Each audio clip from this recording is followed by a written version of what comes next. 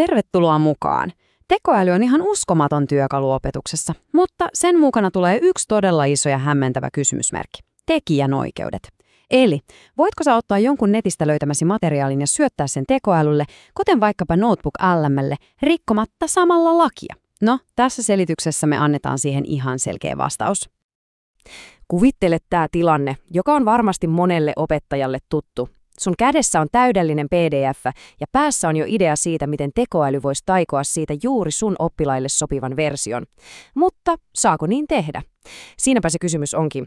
Vastaus piilee lain yksityiskohdissa ja ne me kaivataan nyt esiin. Käydään tämä homma läpi 5 selkeässä osassa.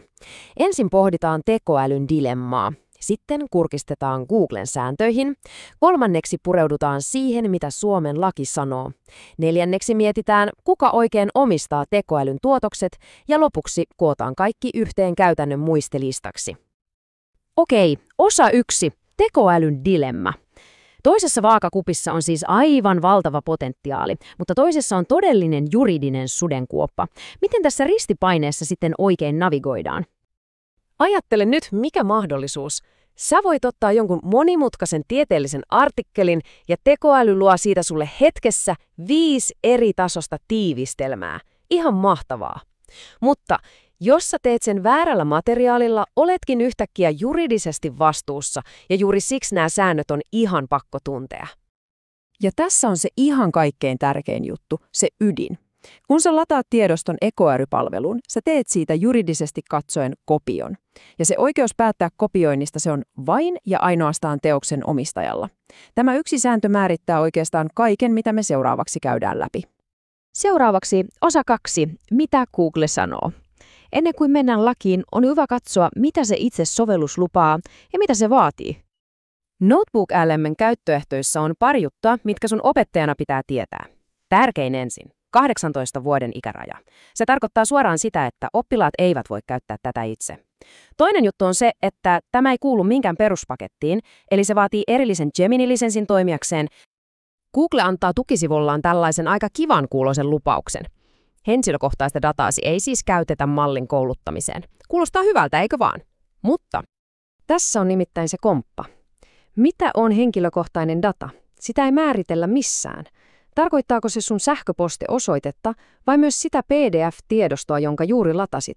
No, koska me emme tiedä sitä, tähän lupaukseen ei voi sokeasti luottaa. Me tarvitaan jotain varmempaa.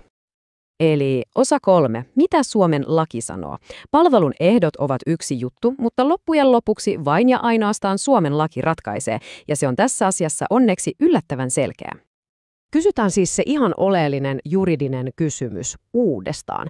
Missä tilanteessa sinulla opettajana on oikeus ladata tekijänoikeudella suojattu materiaali tekoälysovellukseen tiedonlouhintaa varten?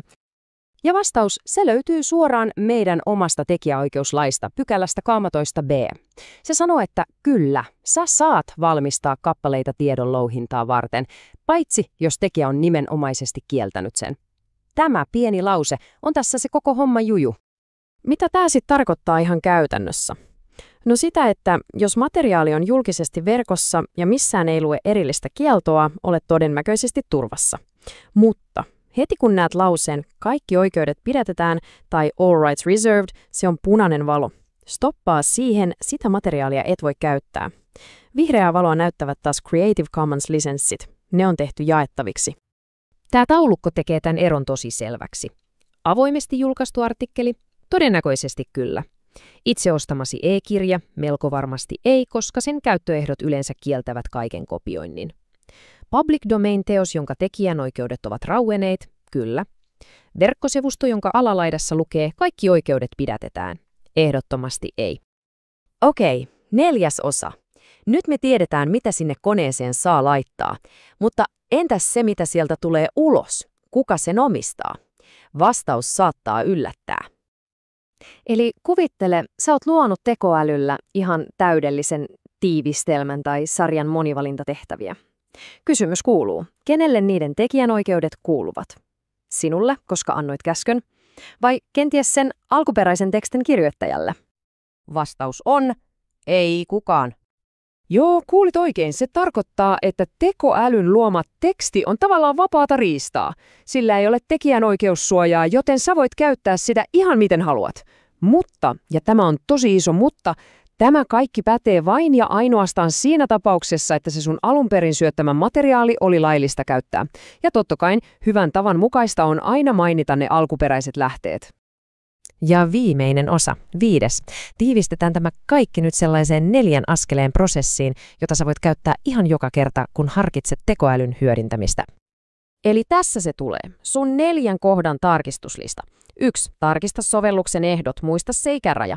2. Onko lähde laillisesti saatavilla? 3. Onko tiedonlouhintaa erikseen kielletty? Muista se kaikki oikeudet pidetetään lause.